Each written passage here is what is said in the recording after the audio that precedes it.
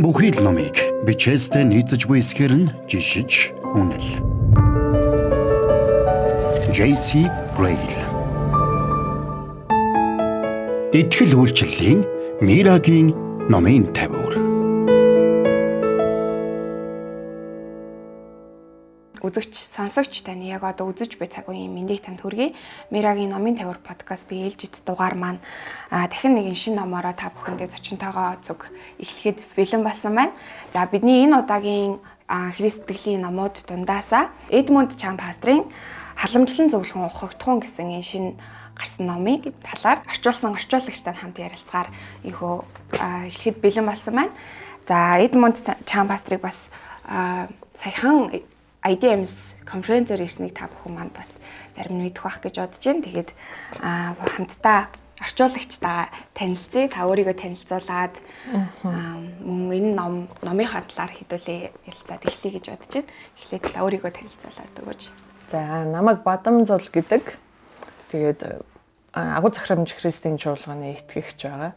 Тэгээд үндсэндээ хийж байгаа ажил бол Зүүн Азийн теологийн сургууль гээд Сингапурт байдаг Библийн сургууль байгаа. Тэрний салбар нь Монголд ажиллаж байгаа. Тэгээд тэр салбар сургуульд багшлаад тэр салбар сургуулийг бас ингээд давхар ажилуулад явж байгаа. Тийм юм байна. За тэгвэл бас энэ дугаар бас айгүй их одоо өрмөц онцлогтой болох ах гэж миний хувьд бодож байна. Ягаад гэхээр энэ пастор маань, зохиогч маань өөрөө Монголд ирсэн, саяхан ирсэн, конференц зохион байгуулсан бас Монгол гэсэн сэтгэлтэй тийм бидний хувьд бид нөгөө нэг та одоо жишээ нь биеэр уулзаад ярилцаад үтсэн учраас магадгүй сэтгэл ч их айгүй дотн байгаа ах гэж бодож байна. Тэгээ пастрын маань зохиогч маань Монголд ирсэн талаар тэгээд яг энэ номынхаа талаар яриагаа эхлүүлье. Тийм. Тэгээд энэ удаа болохоор бид нар нөгөө конференц дээр Эдмунд Чан пастор өөрөө биеэрээ ирж байгаад нь тааруулаад энэ номыг ингээд нөгөө гаргахаар шийдсэн байхгүй. Тэгээ энэ болохоор одоо нөгөө англи хувилбар нь mentoring paradigm гэдэг нэртэй. Тэгээ энийг бид нар орчуулад paradigm гэдэг үгэн дээр нь жоохон зүдэрж агаад тэгээд ухагдхуун гэдэг үгэн дээр тогтоод тэгээ халамжлан зөвлөхөн ухагдхуун гэдэг энэ номыг конференцийг тохиолдуулаад яг зэрэгцээд гаргахаар бэлдээд тэгээ гаргасан. Дөнгөж шинэхэн гарч ирчээд байж байгаа. Тэгэхээр Эдмунд Чан пастрыг болохоор ер нь Азийн орнуудад хуучин маш сайн мэддэг байсан бол одоо ингээд Африк, Америкт бас аюул алдартай байгаад байгаа тийм хүн. Тэгээд онцгой юугаар алдартай байгаа вэ гэхээр Библийн сургуулиудад багшилдаг хүн байхгүй юу? Сингапурта болон Америкт ингээд бусад газруудад Библийн сургуулиудад онцгойлон яг нөгөө удирдлагын чиглэлээр зааж багшилдаг. Тэгэхээр багшилдаг гэдэг нь пастраас гадна багшилдаг гэдэг нь онцлоод байгаа нь шалтгаантай байхгүй юу? Яагаад гэвэл багш пастор гэдэг чинь аюу онцгой. Тийм ээ, академик ертөнцид байгаа хүн дээр нь ингээд яг нөгөө талбар дээр итгэгчдийн донд хончлол хийж байгаа хүн. Тэгэхээр яг энэ хүний хувьд бол ингээд онол практик хоёрыг хослуулах тал дээр аягүй онцгой. Тэгээд онлын тал дээр ингээд нөгөө сурч мэдэх тал дээр бол ингээд байнга өсч хөгжиж идэг. Тэрүүгээр ингээд аягүй хүмүүст ингээд хүрсэн. Тэр мэдлэг, тэр ухаанаараа ингээд хончлолоо ингээд хийдэг учраас сурж байгаа хүмүүс, араас нь дааж байгаа хүмүүс, итгэгчд нь тийм ээ, оюутнууд нь ярьж байгаа зүйлээс нь ингээд амьдралд хамааралтай юмыг олж авахд айгүй амар дүт байгаад байгаа байхгүй. Тэгэхээр номууд нь ч гэсэн ерөнхийдөө айгүй тийм маш практик. Онлыг ингээд аваад ердөөс практик дээр ингээд шууд буулгасан байдлаар нь өгүүлж бичдэг. Тэгэхээр ингээд нэг тийм хийсвэр ч юм уу эсвэл за энэ ч дээ гэхээр ч юм уу нэг тийм амьдралаас нэг тасарсан хол маяг юм айгүй бага байгаад байдаг байхгүй. Тэгэхээр тэрүүгээр Эдмунд Чан пастор номлол болон ингээд бичдэг хэлбэр маягаар айгүй их олонд танигдсан тийм хүн байгаад байгаа. Өрөө занцлагтай тий. Би бас өмнөх дотоод амьдрал өсвөн хөгжүүлэхийг номыг асан уншиж байсан. Тэгээ одоо сая тантай ярилцгаад энэ номыг бас танилцсан. Тэгээ маш өрмөц нөгөө нэг одоо юу хийх одоо номуудыг бодвол маш өрмөц онцлогтой бичдэг. Тэгээд та бас түрүү хэлжсэн ширээний ном гэж хэлжсэн. Эргэцүүлж боддог, тунгаадаг, өдөр тутамдаа хардаг тийм онцлогтой ном юм шиг санагдсан. Тэгэхээр хоёлоо халамжлан зөвлөхөө ухагдхуун гэдэг энэ гурван үгийн ном дээр маш их гардаг. Тийм болохоор магадгүй энэ 3 үг энэ үгээ тайлбарлахаас ч юм уу яагаад заавал халамжлан зөвлөх үү гэдэг ч юм уу. Одоо энэ үгүүд чинь итгэгчдийн дунд тийм түгээмэл ашиглагддаггүй байгаа шүү дээ. Тэгэхээр яагаад яг энэ үгийг сонгоод энэ үг нь өөрөө яг юуг илэрхийлэх гээд байгаа гэдэг талаар ярилцъя. Тэгэхээр халамжлан зөвлөхөө гэж маш их гарч ирж байгаа. Ухагтхон гэж бас маш их гарч ирж байгаа. Ухагтхон тэд ухагтхон гэдээ дугаарлцсан байсан шүү дээ. Тэгэхээр энэ талаар ярилцвал. Тий, ер нь бол номны маань нэр нь нөгөө англи дээр mentoring paradigm. Тэгэн гут ном нь доторх агуулгыг орчуулагдсан ирнэ. Гарчгийнхаа орчуулган дээр хамгийн их цаг шаардсан байсан байхгүй. Яа тэгэхээр mentoring гэдэг үгийг Монгол дээр болох нь нэгдүгээрх бэрхшээл, хоёр дахь нь paradigm гэдэг үгийг Монгол дээр үүж болох вэ гэдэг асуудал ингээ гарч ирээд. Тэгээд ерөнхийдөө яг ингээд номоо орчуулчаад дахин хараад тэгээ mentoring гэдэг үгэн дээр бол энэ номоос гадна ер нь ингээд бусад орчуулга өөр юм хийжсэн ч гэсэн заавал ингээ нэг Монгол дээр оновчтой нэг тийм үг хэрэгтэй болоод тэгээд яг зарим нэг гадаад үгэн дээр ингээ байгаа чигээр нь шууд аваад орчуулахгүйгээр байгаа чигээрнгээр нь аваад хэрэглэх тохиолдлууд байдаг шүү дээ. Тэгээ ер нь mentoring гэдэг үг Монголд яг тэр чигээр орж ирэл ах шиг байна л да. Одоо бол гэхдээ яг энэ номон дээр болохоор mentoring-ийн ухагтхан гэдээ ярина гэхлээр жоохон тийм юугүй оновчтой биш. Яг агуулга номны хүрэх гээд байгаа мессежийн хувьд ч гэсэн бас ингээ оновчтой биш. Тэгээд яг mentoring гэдэг үгэн дээр одоо coaching, mentoring, teaching гэдэг ингээд багшлах, заах, сургах, дасгалжуулах, менторлох гэдэг ч юм уу ингээд ижил төстэй агуулгатай юм шиг айгүй олон үгнүүд байгаа байхгүй. Гэхдээ ялгаатай үг учраас өөрийнх нь яг зориулагдсан тэр нэг яг л нэг тодорхой төрлийн ойлголт ухагтхан нэг илэрхийлэхэд зориулагдсан үг гарцаагүй байгаад байгаа. Тэгээд тэрийг нь илэрхийлэхийн тулд яагаад дасгалжуулалтаас менторын юугаараа өөрийн те зааж сурахаас юугаараа өөрийн дагалдуулахаас юугаараа өөрийн гэдгийг гаргаж ирэхийн тулд тэр одоо нэг акцентыг нь гаргаж ирж ялгаруулахын тулд халамжлан зөвлөх үг ингээ холбоо үг болчихсон байхгүй. Тэгэхээр зөвлөх юм уу гэхлээр дангаараа зөвлөх биш. Mentoring гэдэг үг нь одоо ингээ англи тойл бичгэн дээрээс ч юм уу англи хэлэн дээр хэрэглэгдэж байгаа хэрэглэгдэхүүнийхээ хувьд нь ингээ харах юм бол өөрөө тэр заах гэдэг юм дээр туршлагачсан хүн байх хэвээр. Ментор гэдэг хүн нь өөрөө хийгээд үтцсэн, өөрөө амьдралын туршлага хийсэн, дадсан тэр зүйлээсээ яг адилхан зүйлийг хийх гэж байгаа хүнд зөвлөх гэж байгаа хүнийг ментор гэж хэлж байгаа байхгүй. Тэгэхээр хийж үзээгүй юмараа бусдад менторлон гэдэг ойлголт огт байхгүй болчиход байгаа. Тэгэхээр тэр хэрэг хийж үзээгүй юм бусдад заах гэж байгаа бол тэр ингээ багшлах байж болно. Тэгээ ингээд нэг онлоор юм заадаг. Тэгээ практик нь бол ингээд чамаас хамаарна гэдээ орхидог ч юм уу тийм ээ. Ментор хийн гэж байгаа бол зайлшгүй миний туршлаганаас болж менторын маань нөгөө зөвлөгөө авах гэдэг хүн маань миний туршлагын улмаас намайг зорж ирж байгаа гэсэн утгатай болж байгаа байхгүй.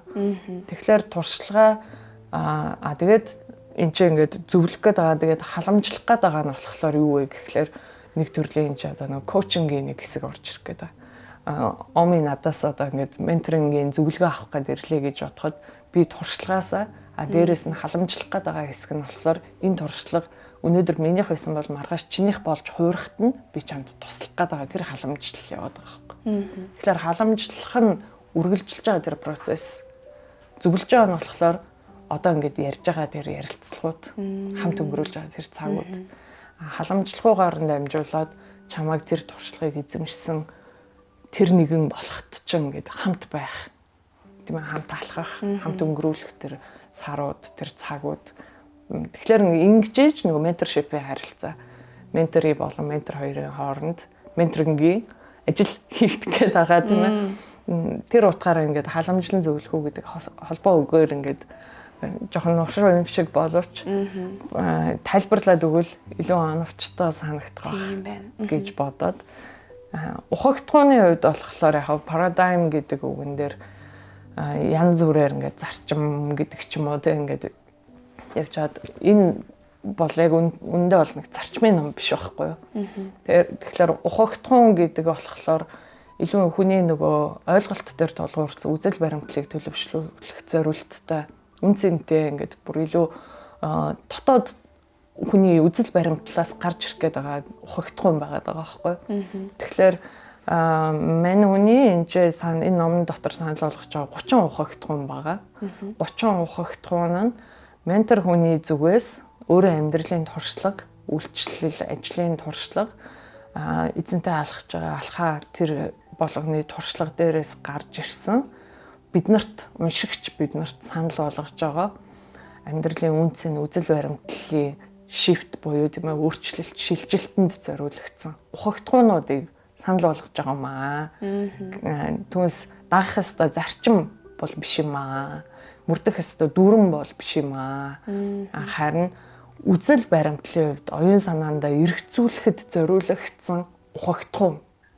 Тэгэхээр нэг юм ухагтхуун гэдээ ярих юм бол ийм байж болох юм уу? Нэрээ юу гэсэн үг үлээ гэдэг хүн ингээд асуулттай хандах гэдэг байгаа байхгүй юу? Миний хувьд тэгвэл энэ чи юу вэ? Энэ хүн бол ингэж бодож байгаа юм байна. Харин энэ надад ямар хамаатай вэ гэдэг тийм сониуч байдлаар шүмжилсэн, таньж мэдээ гэсэн тий тэр утгаараа ухагтхуун гээд ухаж өнгөчж тий таньж мэдэх зориулттай 30 ухагтхуун байгаа байхгүй. Түүнээс биш үг дууг хүлээж авах зориулттай юм биш байгаад байгаа байхгүй. Тий. Аха. За тэгвэл та саяас яриан дундаа дурдсан 30 ухагтхуун байгаа гэдэг. 30 ухагтхууныг одоо 3 ийм категорид хуваацсан байгаа шүү дээ. За халамжлан зөвлөх үе, удирдгал, халамжлан зөвлөх үе, удирдлага, дагалдуул гэсэн ийм 3 хэсэгт хуваацсан байгаа. Тэгээ энэ дотроо за ухагтхуун тэд гэдээ дараалал явуулсан байгаа тийм.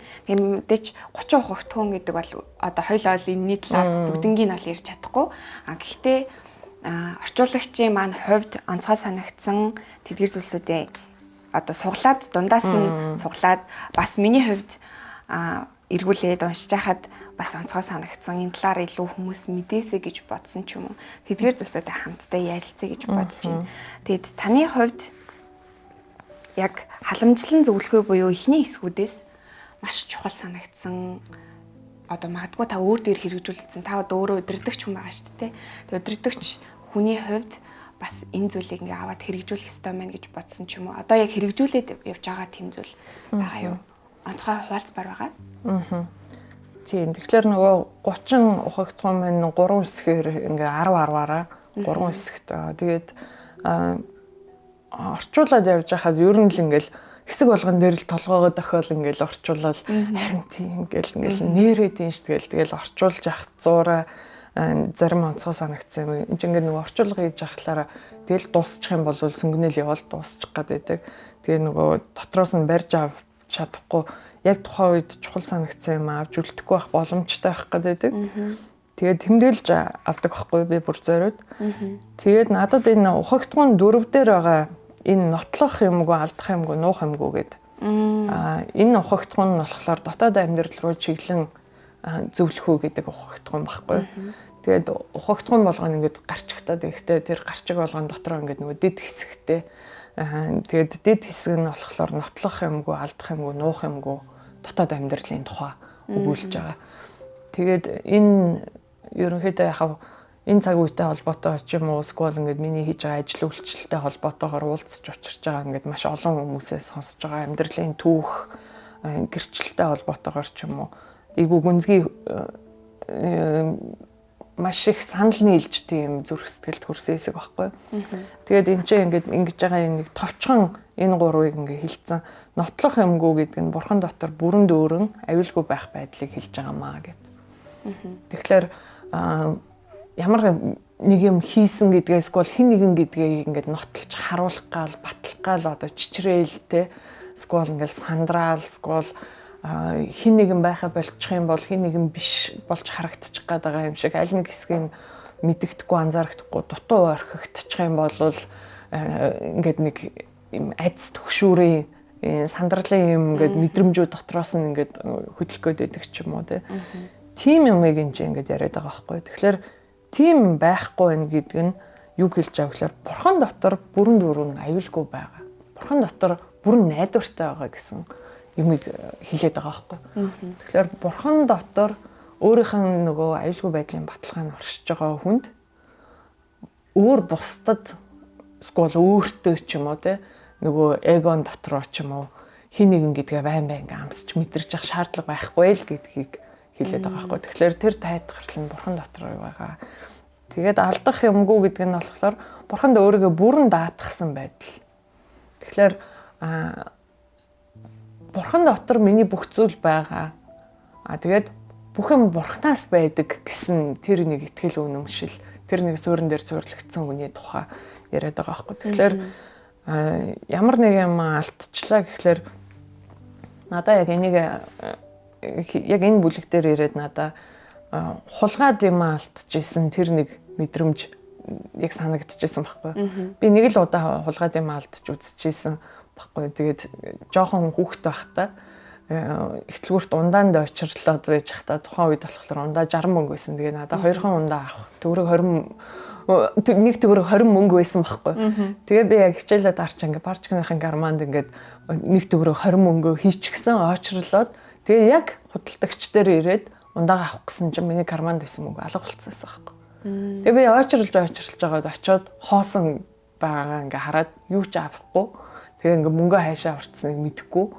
Яахаа мэдэхгүй жоо хүүхэд ингээд айгу гонигтай гараа явчихсан ингээд юм алдцсан хүндээ тэгээд нөхөж чадахгүй тэргээ би хаанасаа нөхөх юм тийм ээ надаа хүн маа гэд ундаа өгөхгүй маа гэд мөнгө боцоогаад өгөхгүй тэгээд ингээд гэртээ ингээд хоосон орж исэн байхгүй. Тэгээд тэр болохоор манай гэр бүлд ингээд тогтцсон юм байсан байхгүй. Өдөрт ингээд хүүхдүүдтэй ээж аав ингээд 2 шил ундаа авахыг ингээд зөвшөөрдөг байсан. Өдөрт ингээд хэргэлдэг байсан. Ер нь ингээд цорын ганц тийм онцгой юм нөхгүй юу. Тэгээд тэргээ алдцсан. Тэгээд тэр өдөр ерөнхийдөө ингээд гонигтай бүгдээрнгийнхээ хувьд гонигтай. Тэгэхээр яг тийм нэг хүн нэр төрийн хувьд, эд зүйлийн хувьд, скол хин бэ гэдгийн хувьд ч юм уу нэг юм ингээ алдчихж байгаа, хин нэгэнд алдчихж байгаа, хин нэгнээр булаалгаж байгаа, скол өөрийнх нь дутууд ойлмог сул дороогоос болоод ингээд алдчихж байгаа. Тэр мэдрэмж бас яг тэр нэг хулгайд юм алдчихж байгаатай адилхан. Нандин юм ингээд байхгүй болцсон. Одоо тэрийг юугаар орлуулах вэ гэдэг тэр хоосон орон зай өсчдөг тий. Гэтэл энэ ч болохоор алдах юмгүй байдал энэ талаар болохоор бурханд өөрийгөө бүрэн даатгацсан учраас бурхан өгдөг, бурхан авдаг ч байж болно тий. Бурхан авахгүй ч байж болно. Тэгтээ минийх биш гэж зурлах юмгүйгээр бурхан бол хангагч эзэн, бурхан бол хардаг эзэн гэсэн тэр итгэл найдвар дотор өнөөдөр алдсан ч гэсэн минийх биш гэсэн сулхан барьж байгаа тэр байдал тийм ээ. Эзэнтэй харин тас зурлдж байгаа бусад бүх юмыг сулхан барьж байгаа тэр төлөв байдлын тухай хэлээд байгаа байхгүй. Тэгээ нуух юмгүй бурхны өмнө чин шударгаар байгаа байдал. Тэгэхээр энэ бол айгүй гоё хэсэг байгаа байхгүй. Тэгэхээр нуух юм зөндөө байх гэдэг тийм ээ. Баг балчраас л хүүхэд юмаа нууж эхэлдэг. Манай хүүхэд гэхэд л яг ингээл хэлт ороогүй мэйжээч л хийсэн хэрэгээ нууж эхэлж байгаа байхгүй юу. Хүний төрлөх мөн чанартай холбоотой тийм нэг буруу юм яла гэдэг бидний ухамсар дотор байдаг. Тийм мэс чанарын дагуу бид нар буруу зөвөө ингээл энэ юугаа мэддэг ингэж бодмоор бяцхан хүүхэд хүртэл мэс чанарын дагуу буруугаа мэддэг. Буруугаа мэдээ тэрийг ингээд нуучих гад оролддог тийм хүн хараагүй ээж хараагүй аав хараагүй байх юм бол гэлс хийгээгүй юм шиг ингээд царайлчий гэдэг ч юм. Тэгээ тэр чанар маань биднэрт ингээд нас бий гүйцсэн ч гэсэн ингээд их бага хэмжээгээр ингээд байгаад байдаг. Гэтэл харин эзэнд итгэсэн яг тэр нөгөө бурхан дотор ингээд бурхантай илэн далангүй байгаад сурцсан. Бурханы өмнө гим нүгэлтэй хинч бишээрээ байгаад сурцсан, эмзэг дороогоороо байгаад сурцсан хүнд бол бурханыхаа өмнө өдөр болгон цаг мөч тутам ингээд шударгаар алхах боломжтой. Эзэн харж байгаа учраас Давид хаан ингээд хамаг хувцаа тайлаад бүжгэлдэг яг тэр итгэл үнэмшил тий. Давид хаан амьдралынхаа тэр гим нүгэлт ингээд ичгүүртэй ингээд тий живэд байж ахтай бурхны өмнө ингээд нүрээрээ газар дээр буугаад гим нүглээ улаагаад уйлаад ирж байгаа тэр дүр төрх Тэгээ хамгийн ялгуулсан үедээж хамгийн дорой үедээж нуух юмгүй байгаа шиг. Яг тэр эзний өмнө чин шудраг байдал байгаа байхгүй. Тэгээ энэ бүлэг дээрээс бол энэ айгүй онцгой санагдсан. Христэд суурилсан захин болон сонсдог ном. Bible podcast-ийн цогц платформ. Өөрийгөө гэрэлтүүл, амьдралаа гэрэлтүүл. Гэрэлт айп хаач хизээч хам. Гэрэлт айп. За би тэгвэл надад онцгой санагдсан юм танд хуваалцъя. Надад болохоор ухагтгоо 8 дээр халамжлан зөвлөхийн 3 талбар гэсэн байсан. Тэгээ энэ 3 талбар нь үгийн амьдрал, гэр бүл, өсөлт хөгжил гэсэн байсан. Тэгээ энэ дотор нэг өгүүлбэр надад бас энэ номыг магадгүй төлөөл яг үнэхээр бүрэн гүйц төлөөлөхгүй байх. Гэхдээ надад энэ өгүүлбэр айгүй онцгой санагдсан байхгүй. Энэ нь болохоор жинхэнэ халамжлан зөвлөхий бол цогц бөгөөд гүн гүнзгий байдгаа гэсэн. Цогц бас гүн гүнзгий байдаг. Тэгэхээр энэ халамжлан зөвлөхий бол зүгээр нэгхэн талбар дээр байдаг зүйл биш, бүр цогцоороо байдаг. Тэгээ цогц байхдаа гүн гүнзгий байдаг зүйл юм байна гэдэг. Энэ зүйлсүүдийг ингээд задлаа тайлбарлаад байгаа юм шиг надад санагдсан байхгүй. Тэгэхээр танд энэ ухагтгуун дээр ямар санагдчихсэн бэ? Тийм, ер нь Эдмонд Чангуайн гэдэг сая IDMC конференц дээр номлолууд дээр ч гэсэн цогц гэдэг үгийг дахин ингээд ашиглаж байгаа. Тэгээд холистик гэж англи дээр хэлдэг тийм ингээд цогц. Тэгэхээр дагалдуул ингээд эрэмдэг зэрэмдэг байж болдог тухай. Христэд итгэгч хүний эзэнтэй алхаж байгаа алхаа эрэмдэг зэрэмдэг. Нэгээс нь тахир дутуу юм шиг тийм байдалтай байж болдог тухай Эдмонд Чангуай байнга ярьдаг. Тэгэхээр аль нэг зүйлээ ингээд одоо яг нөгөө жимд явдаг, дасгал хийдэг хүмүүс бол энийг аягүй сайн мэддэг. Зөвхөн цээжин биений дасгал хийгээд ах юм бол тэр хэсгийн болчин хөгжөөл. Тэг ингээд доошоо хөлнийхэн дасгалыг хийхгүй бол хөлн нэг юм сулбгар тий. Тэгсэн ирнэ гарандаа олохлоор ингээд амар булчин хийгээд байдаг тий. Яг тэрнтэй адилхан сүнслэг байдал гэдэг бол хүний өнөөдөр миний амьдарч байгаа амьдрал, миний хийж байгаа ажил, харилцаа энэс ингээд салангад юм огт биш гэдгийг Эдмонд Чангуай энийг цогц гэдэг. Тэгэхээр ингээл эзэнтэй харилцаж байгаа харилцаа чи бид хоёрын харилцаанаас тусдаа тийм ойлголт байхгүй гэдгийг. Энэ хоёр чинь нэг бүхэл, би гэдэг хүн чинь нэг бүхэл тийм ээ. Ингээ гэр бүл рүүгээ нэг өөрөөр харилцаад ажил дээр очихлоор нэг айгу гоё, үйлчлэл дээр очихлоор нэг гоё ийм биш. Нэг хүн бол нэг хүнээрээ л байх хэвээр тий. Зүрх сэтгэл олон хэсэгт хуваагдана гэж байхгүй. Хүний дотоод ертөнц олон хэсэгт хуваагдаа тэрийг энэ бол энэний хэсэг, энэ бол тэрний хэсэг гэх ойлголт байхгүй гэдгийг л үндсэндээ яриад байгаа байхгүй. Тийм болохоор ингээд Бурхантай хамт өнгөрүүлж байгаа тэр цагууд болон гэр бүлийн амьдралын тэр цаг, тэгээ хувь хүний одоо өсөлт хөгжлийн тэр талбарууд энэ бүх юм чинь ингээд цогцоороо хамт явах ёстой. Тэгээ энэ цогц байдлаас халамжлан зөвлөхүү хийгддэг болохоос биш гэр бүл нь ингээд сүрчихсэн одоо үг сургаал нь болохоор айгүй төгс юм шиг харахад тэгээ тэндээсээ хүнийг менторлон гэвэл энэ бол эрэмдэг зэрэмдэг байдал байх гээд байна. Энэ бол тийм цогц менторлол тий одоо зөвлөх, халамжлах ажил биш байх гээд байна гэдгийг хэлээд байхгүй юу. Тэгвэл энтэй уялдуулаад яг үргэлжлүүлээд ухагтгуун 9 магадгүй холбогдоод явах юм шиг санагдаж байна. Энэ дээр болохоор 4 алхам байгаа. Үннийг таньж мэд, түүнийгээ хэрэгжүүл, үр ашгийг нь хүрт, тэгээд бусдад дамжуул. Харин энэ алхмыг хизээч одоо алхасах боломжгүй. Заавал туулж бүгднгийн одоо яаж иж цаашаа дамжуулдаг зүйлээ гингүүд нөгөө бидний цогц зүйл чинь та түрүүн хэлсэндээ өөрөө амьдрал дээр хэрэгжүүлэлээгүй бол үүнийг одоо бусдад зөвлөхөд боломжгүй эрэмдэг зүйл юм а гэсэн. Тэгвэл яг энэ зүйлсүүдийг бас яг дараалтайгаар бүгднийг давж туулж одоо амсж иж дамжуулах юм а гэдэг талаар гардаг шүү дээ. Энэ бас яг холбогдох юм шиг санагдаж байна. Тийм яг үнэ. Энэ бүлгийг унших юм бол 1-р алхмаас 4-р алхам руу битгий үсрээрээ гэд захиж хэлж байгаа тий. Яа тэгэхээр маш түгээмэл хүмүүс тэгэх гээд байдаг. Тэгээд энэтэй бас ингээд яг Монголд ингээд үйлчлэл хийж байгаагийн хувьд ингээд талбар дээр байгаа хүмүүстэй уулзаад сургалтууд хийгээд харилцаад явж хахад ийм юм бас айгүй их ажиглагдах гээд байдаг. Зарим хүмүүс тэгээд одоо нөгөө Библийн сургууль бас ингээд багшлаад явж байхад оюутнуудаас минь бас яг ингээд шинэ орж ирж байгаа оюутнуудаас яг заримдаа хамгийн ихэнд ханхлах гэдэг зүйл нь яг юм байх гэдэг. Оо гэл ингээд шинэ ойлголт урд нь уншиж байгаагүй сонсож байгаагүй зүйл ингээд уншлаа, лекцээр хичээлээр онлоос харлаа, тэгээд даалгавраасаа олж мэдлээ. Тэгэн гутаа шууд тэрийг одоо ингээд сошиал дээр постлох гоц ч юм уу. Шууд ингээд хүмүүст ярих гад ч юм уу.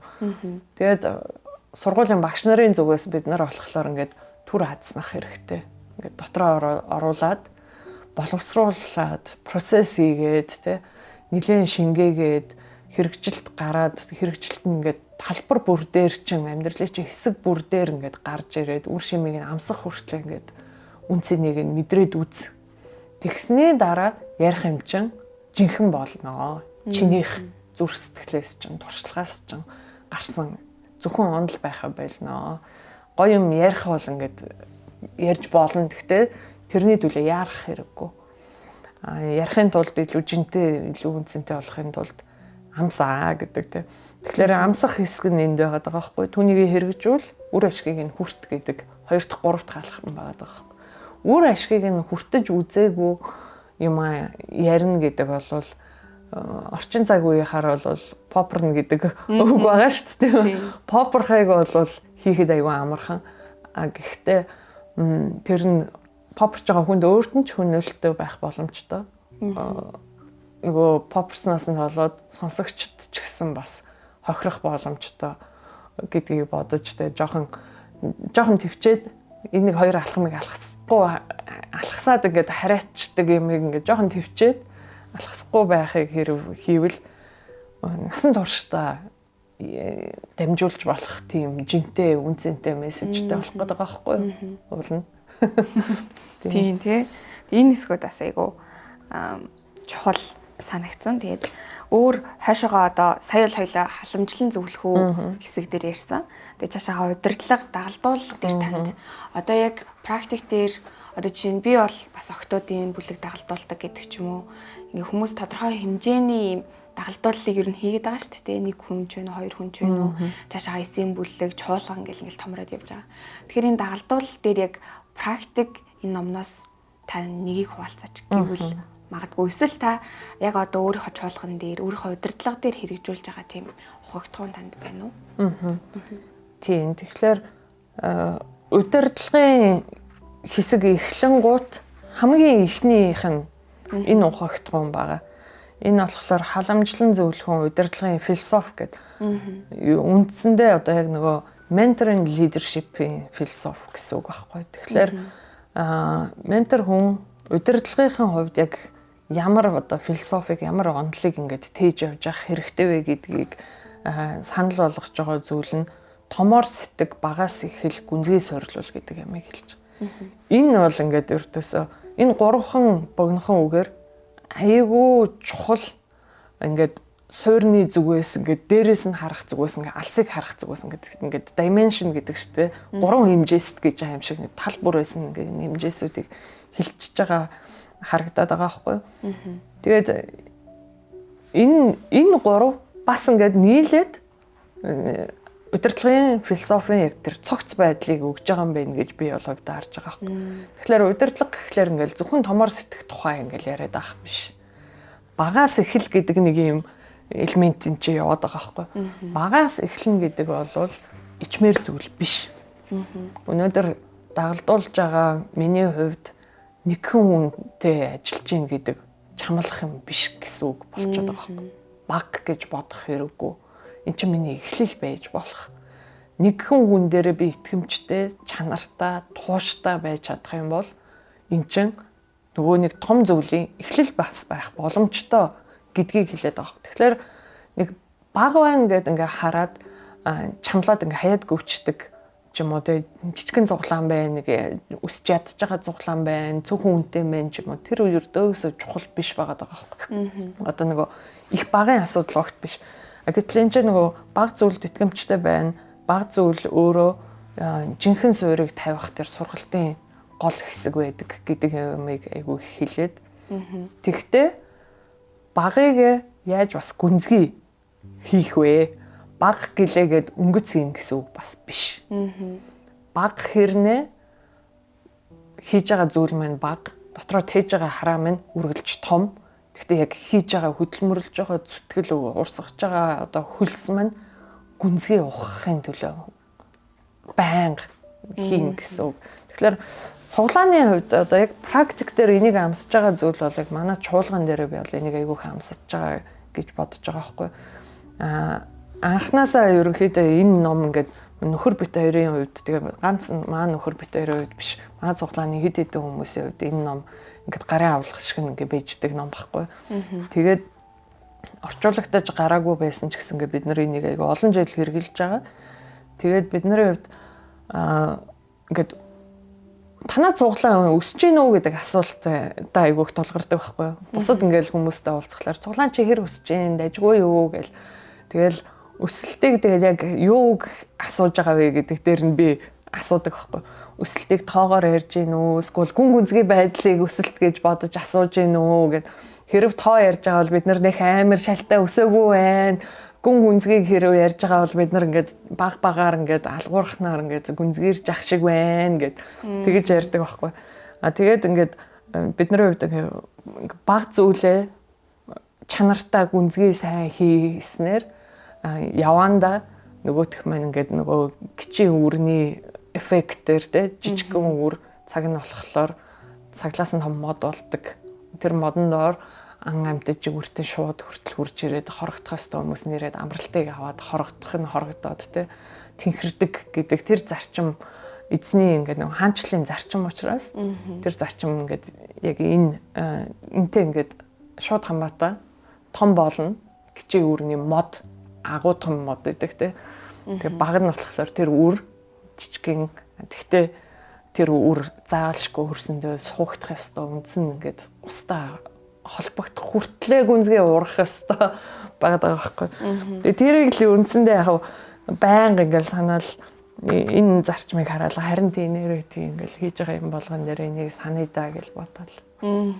Тий. Бодож явж байгаа. Тэгвэл танд яг энэ номоо орчуулахад яг дунд нь ийм зогссон ч юм уу ийм бэрхшээлтэй тийм зүйл байсан уу? Ер нь магадгүй нөхцөл байдлаасаа эсвэл яг номынхоо утга агуулга тэр гэдэг ч юм уу тийм хэцүү санагдсан ч юм уу жоохон ийм ажиллагаа орсон ч юм уу цаг хугацаа орсон тийм хэсэг байгаа лу. Тийм ер нь гарчигл байна л да. Тийм тэгээд яг үүндээ ном маань бол хизээ нэлийн дээр орчуулагдсан байхгүй юу? Бэлэн болцсон байсан. Тийм, орчуулагдсан. Гэхдээ би орчуулаагүй. Яг одоо энэ хэвлэгдээд гарсан номыг болохоор би орчуулсан. Тэгэхээр яг анх болохоор энэ ном маань юм хос ном байдаг байхгүй юу? Яг ингээд хэвлэл нь яг адилхан, ингээд загвар нь яг адилхан. Нэг нь саарл, нөгөөх нь ягаан өнгөтэй. Ягаан өнгөтэй нь болохоор дотоод амьдралаа өсгөн хөгжүүлэх нь гэдэг Cultivating Your Inner Life гэдэг нэртэй ном. Тэгээд яг зэрэг энэ хоёр номын эрхийг аваад тэгээд энэ номоо болохоор ингээд өөр хүнээр орчуулуулад нөгөө номоо болохоор би өөрөө орчуулад яг зэрэг орчуулга хийсэн тухайн үед. Тэгээд тэр үедээ нөгөө ягаан ном маань дотоод амьдралаа өсгөн хөгжүүлэх ном маань хэвлэгдээд энийгээ болохоор яг энэ нэр томьёо бас тэгээд нэг орчуулгын зарим нэг зүйлүүд дээр яг ингээд хяналтын төвшөнд очиод гацаанд ороод хэвлж чадаагүй. Тэгээд хэсэг би ингээ завгүй болоод тэгээд үлдээч гисэн хэдэн жил дарцсан байхгүй. Тэгээд нөгөө энэ номны орчуулга явагдаж байгаа гэдгийг мэдчихсэн хүмүүсүүд нэхээлээсэн. Би болохоор ингээ барьж авахлаараа ингээл яг тэр нэг хэсэг нэр томьёон дээр очиод таг болчоол нөгөө орчуулгын илүү редакторлох маягаар ажиллах гад үтсэн чинь болдгоо. Тэгэж явж агаад сая өнгөрсөн өвөл ингээд за ердөөсөө энэ орчуулгыг хоош нь тавиад цоошин нэргийж байгаа маягаар ажиллагээд эхнээс нь барьж аваад орчуулад гаргасан байхгүй тийм. Тэгээ яг олон жил зуралдсан байсан болохоор яг сая барьж аваад орчуулгаад нэг тэгж саадсан юмгүйгээр харцангуй гайгүй явцсан. Тэгээд харцангуй гайгүй явхад хүрсэн гол шалтгаан нь ингээд нөгөө нэрээ тогтсонгууд гарчгаа тогтчихонгууд гарчигныхаа хүрээнд за ердөөсөө хинл юм байна штэ гэж бодогдоод шийдэл хэсэг хүмүүстэй зөвлөлдөл болж гин үү гэж болж гинэ гингуут нь орчуулга тэгэл араас нь явцсан. Тийм. Харин тийм хүмүүстэй ер нь ингээ ярилцахаар нэр сонгох нэрээ яг тогтхол айгүй хэцүү байд юм шиг орчуулагч нарын хувьд. Тийм тэгж ер нь айгүй сонсож байна. Тэгээд танд одоо бит хоёрын цаг жоохон дуусах төгсөж байна. Танд яг энийг л ярьчих гэж бодсон зүйл үлдсэн өөр хуваалцсан ураагаа зүйлс. Энэ номон дээр маань нэг онцгой юм байгаа нь ингээд хойдолтой хавсралт хэсэгтэй. Тэгээд хавсралт гэдэг хэсгийг болохоор сквол өмнөтгөлийг ч юм уу баргийн үнээх уншдаггүй өнгөрдөг юм шиг надад санагдсан. Надад болохоор би ном айгүй худалдаж авч ном айгүй уншдаг байхгүй. Тэгээд ном яаж сонгохоо ингээд хүмүүс мэддэггүй асуудал тулгарх тохиолдол байд юм байна гэдгийг би бусад хүмүүсээс бас хараад тэгээ би юуж зөвлөдөг вэ гэхээр ингээд номын дэлгүүрт ороод хэрв номыг ингээд номоо ингээд бүгдийг нь уншиж чадахгүй шүү дээ. Тэгэхээр өмнөтгөлийг ингээд унших хэрэгтэй. Тэгээд номын талаар ингээд бичсэн хүмүүсийн үг дотроос таньдаг өөрийнх нь ингээд одоо чухал гэж тооцдог хүн хэрэг тэрэн дээр үг бичсэн байвал тэр хүний үгийг унших хэрэгтэй. Тэгээд цаг байх юм бол дотроос нэг бүлгийг сонгож аваад шууд нэг бүлгийг ингээд гүйлгээд харах хэрэгтэй гэж зөвлөдөг байхгүй. Тэгэхээр энэ номон дээр бол өмнөтгөлийг нь уншаасаа тэгээд хавсралтыг нь бүр онцгойлон 30 ухагтгуунаа уншсан ч гэсэн хавсралтыг бүр заавал уншаасаа гэж санал болгомоор байгаа. Хавсралтан дээр Эдмунд Чангуй тавьж исэн илтгэл байгаа. Удирдагч пасторуудын маш том конференц уулзалтан дээр онцгойлон яг зочин илтгэгчээр очихдоо теологийн боловсролын талаар бичсэн илтгэл нь тавьсан илтгэл нь. Тэгэхээр өнөө цаг үед яг теолог гэж яг практик дээр буудаг тэр зөвхөн онлайн биш амьдралд хэрэгждэг теолог гэж юу байх ёстой вэ? Тэгээд тэр теологийг сүм чуулган номлогчд онцгойлон тэ үгийг зааж сургаж байгаа үгийн хүмүүс багш нар яаж энэ теологийг гардаж хөрсөн дээр буулгах вэ гэдгийг аюулгүй тийм гүн гүнзгий бодол руу хөтлсөн байдлаар ингээд өгүүлсэн байгаа байхгүй. Тэгэхээр энэ хавсралтын төлөөч болтгоо энэ номыг олж авмаар тийм жинтэй илтгэл байгаад байгаа байхгүй. Тийм байг. Тэгээд сонсож байгаа хүмүүсээс бас маш одоо тодорхой хэмжээний дагалдуул удирдлагын тал дээр багхан жигсэн зүйлийг хүмүүс ингээд сураад явж байгаа гэж бодож байна. Тэгээд үргэлжлүүлээд энэ 30 ухагтгууныг таны сая хэлсэн хайдлын илтгэлийг ихэр бас уншмаар судалмаар хүмүүс байгаа. Тэгээд хаанаас авч болох вэ? Номоо хаанаас авах боломжтой вэ? Тийм одоохондоо бид нар арай нөгөө номын дэлгүүрүүдэд өгч амжааг байгаа. Тэгээд энэ 7 хоногт ч юм уу чадвал амжаад номын дэлгүүрүүдээр христчэн номын дэлгүүрүүдээр ер нь өгчэй гэж бодож байгаа. Тэгээд сая конференц дээр нэлээд хувийн зарагдчихсан. Тэгээд яг одоогоор бол надтай илүү холбогдоод эсвэл манай сургуулийн менежертэй ч юм уу холбогдоод манай офисоос ирээд аваад ихвчлэн тэгээд явж байгаа. Тийм тэгээд олноор нь авах юм бол бид нар ингээд хямдрал өгөөд орон нутгаас бас хүмүүс авах юм бол яаж явуулж дамжуулж болох уу гэл ингээл арга явж байгаа яаж байгаа хүмүүсэд өгч явуулаад ч юм уу тиймэрхүү маягаар одоохондоо түгээгээд тийм тэгээд байж байгаа. Подкаст маань цацагдах үеэр магадгүй номын дэлгүүрүүдээр очичихсан байх гэж бодож байна. Тэг үргэлжлүүлээд хоёлаа нөгөө түрүүн эхлэхээс өмнө хальт ярьж исэн бас орчуу гарах гээд хэдэн номнууд байгаа гэсэн. Та тэрний хадлаар хальт яг хуваалцаж болох эсгүүдээ хальт хуваалцвал. Тийм тэгэхээр бид нарын хувьд илүү одоо яг монгол хэл дээр гарцсан байгаа номуудыг харж агаад дутагдж байгаа талбарыг нөхөх маягаар л номнууд сонгож орчуулъя гэдэг зорилт тавиад түүнээс юм давхарцсан байдлаар ном гарах нэг шаардлагатай биш бах гэж бодож байгаа. Тэгээд онцгойлон яг нөгөө дагалдуул менторинг лидершипийн тал дээр дагалдуул дотроо би өөрөө болохоор яг одоо нөгөө дагалдуул сүнслэг хэлбэржил spiritual formation гэдэг баггүй яг тэр чиглэлээр докторт сурж байгаа. Тэгээд Монгол чуулганд онцгойлон яг энэ дагалдуулын материал хүмүүс айгүй их асуудаг. Материал бол элбэг хангалуун байна. Гэхдээ дагалдагч хүн яаж Христийн жинхэнэ дагалдагч байх вэ гэдэг хийхээс илүү байх гэдэг тал дээр ач холбогдол өгсөн номууд бага байгаад байгаа байхгүй. Тэгээд тэр тусмаа одоо ингээд Библийн сургуулиуд аваад ашиглаж болох. Нэгээсэндээ академик ертөнцид хүлээн зөвшөөрөгдөх хэмжээний тэр шалгууруудыг хангасан түвшний номуудыг бид нэр ирж хаагаад эрхүүдийг нь хөөцөлтөд ингээд орчуулад явж байгаа. Тэгээд эхнийх нь энэ байсан. Тэгээ одоо хоёр дахь энэ намар гарах гэж байгаа ном болохоор Ruth Haley Barton гэдэг яг энэ сүнслэг хэлбэрчлэлээр дотоод хүний өсөлт төлөвшил сүнслэг амьдралын энэ хэлбэрчлэлээр бүр онцгойлон ажилтдаг Америкт маш том ретрит центертэй тийм хүн байна. Тэгээ тэрний бичсэн хамт олноороо дагалдагчийн амьдралаар амьдрах тухай ном байгаа байхгүй. Тэгэхээр хувь хүний дагалдагч байх тухай гэхээс илүү хамт олон яаж хамтдаа Христийн дагалдагч болж хэлбэрчдэг юм бэ? Нэг хүний хэлбэржил Христтэй адилхан болох тэр үйл явцад сүм чуулган итгэлийн хамт олонны тэр чухал өр нөлөө яагаад юм бүр амин чухал байдаг юм бэ гэдгийг өгүүлсэн ном. Тэгэхээр тэр ном маань ингээд бүлгэрээ судлах зорилттой. Сүм чуулганаараа эсийн бүлгэрээ ингээд олуулаа нийлээд судлах зорилттой тийм ном орчуулагтаад одоо бараг дуусж байгаа. Тэгээ хоёр дахь ном нь болохоор Христ итгэлийн ертөнцид классик гэж тооцогддог. Маш бяцхан, маш цомхон, бүр инээс жижигхэн тийм ном. Тэгсэн мөртлөө ингээл хүн уйлал асгараал уншдаг тийм зүрх рүү ингээл бүр ертөсөл ингээл зүрх рүү ороод байдаг. Henry Nouwen гэдэг католик пастор. Тэгтээ католик хэрнээ евангелийн христч ертөнцид бүр ертөсөн маш алдартай ном зохиолууд нь ингээл библийн сургуулиудын номын тавируудаар ингээл яраагаал бэж яадаг тийм хүн байхгүй. Католик юм уу гэхэд протестант хүн юм шиг. Тэгтээ тэр хүний яг католик ламтныхын хувьд яг сагж исэн тэр сүнслэг дадлууд тэрэн дотроосоо Бурхныг амсаж мэдэрсэн тэр туршлагууд нь үнэхээр нандин тийм.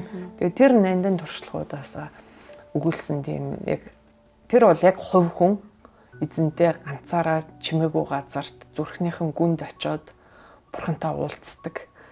Тэр уулзалтын тухай ном баггүй.